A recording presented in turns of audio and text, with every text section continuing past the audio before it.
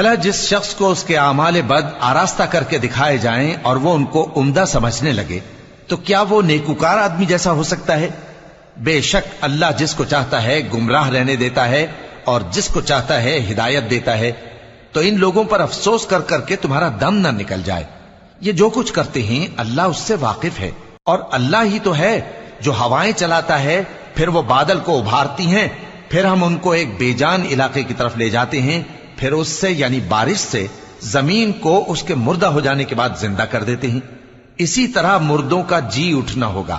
جو شخص عزت کا طلبگار ہے تو عزت تو سب اللہ ہی کی ہے، اسی کی طرف پاکیزہ کلمات چڑھتے ہیں اور نیک عمل ان کو بلند کرتا ہے، اور جو لوگ برے برے داؤ چلتے ہیں ان کے لیے سخت عذاب ہے، اور ان کا داؤ نابود ہو جائے گا۔